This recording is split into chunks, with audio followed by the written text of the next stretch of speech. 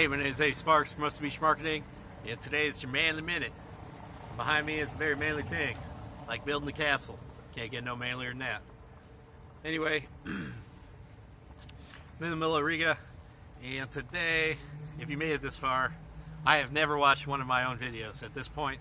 Of course I will when I put them up, and I'll be like mad at myself, but from today on, I promise, I'll try to make them better. Yeah, right. We're going to talk about white labeling. Just something I was thinking about. If you have a product store, let's say a smoke shop. Recently, I was asked to start a CBD business with one of my buddies, Mike, and I created it. It's Can of Sunshine Farms. You can look it up. That's my business. I'm a part owner. Anyway, I also have smoke shops as customers, so I was like, hey, you know, there's no reason to get into a business as a distributor. That's stupid. Getting into business as a distributor is dumb. You can't control the quality if you're not the manufacturer. So being into some sort of retail situation, some of you guys are in retail and you've been listening to me.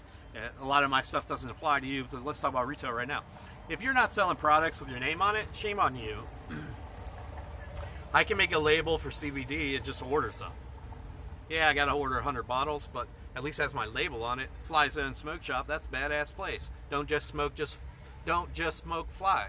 Well, I made that logo for Fly Zone. I was concerned it was between a Christian bookstore and Winn-Dixie, and I was like, hey,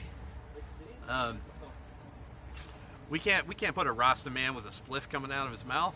That's not gonna make any sense. It's not family friendly, and I don't want it on the window. So I made it into a cool-ass bumblebee. So if I don't have that cool-ass bumblebee on a bottle of CBD, then I'm not really branding my business very well, and I haven't white-labeled anything. So if you want to get into CBD business, you need to have your own brand, and then you can just buy a barrel of CBD, put it in a bottle, stick a label on it, and then you're in business. You don't necessarily have to be the manufacturer, but you do have to have something with your name on it. So if you're in cell phones or something, you need to have cases and stuff with your name on it. You know? Something cool. And where you're selling your own product and getting paid. Well, so-and-so is like, well, my margins are wrong on my CBD. No, they're not. What, you only make $8-9 a bottle? You sell stinking little pipes and stuff for $1. What's your margin on that? Don't make no sense. So if you sold little pipes with your logo on it, no difference does it make if it's $1 or not. If you sold anything, if you're in a sales business and you're not selling stuff with your own product name on it, if you're doing work and you don't have your own t-shirt to give to your customers, you know, it's not going to help you in the long run because you don't have any fish in the fish bowl.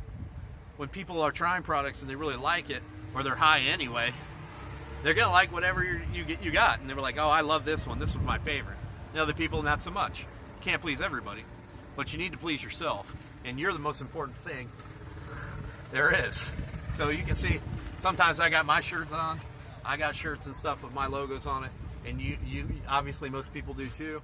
But when it comes down to white labeling, and when you're getting into distributor level, everything you sell really should just be your own brand. Eventually, you need to weed out the other crap. Yeah, they come in for kratom, they come in for other stuff, they come in for scales and stuff, for instance. It all needs to be your brand. Eventually, you don't sell nothing but yours. And you got accessory products, you just beef them up a little bit so they're more expensive than yours, and go for it. Then you're selling your stuff, then you can distribute your stuff, then you can be in control, and then you can retire. That's how you build a business. Selling things that belong to somebody else, never going to work for you. Selling things that you control, that's going to work for you. That's how you build a business.